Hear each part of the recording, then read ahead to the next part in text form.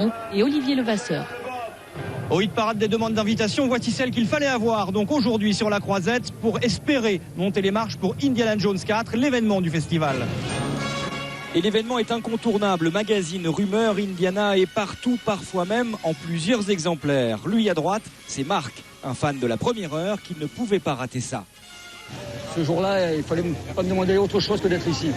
Donc j'y suis.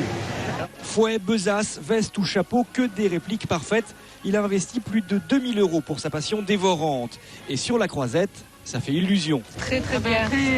Très ressemblant. Très bien. C'est gentil.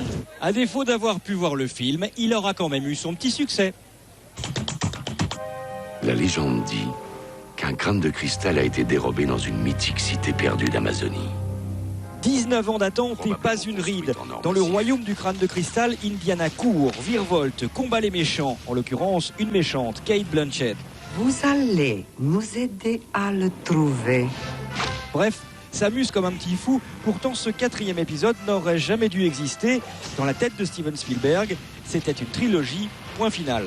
C'était vraiment convenu entre nous et je pensais que ça y était, que le rideau était tombé. D'ailleurs, dans la dernière croisade, je faisais partir Indiana et son père dans le soleil couchant. Et puis, nous voici maintenant en train de parler du royaume du crâne de cristal. Pour moi, c'est très excitant.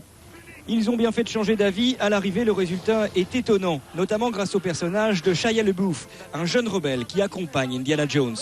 Et je crois que je me boucherai les oreilles à ta place. C'est intéressant de voir l'effet de la différence entre les générations. Ça rajoute au plaisir et à l'intérêt du film. Seul bémol, l'accueil mitigé cet après-midi des professionnels. L'événement de la Croisette sera mercredi dans les salles.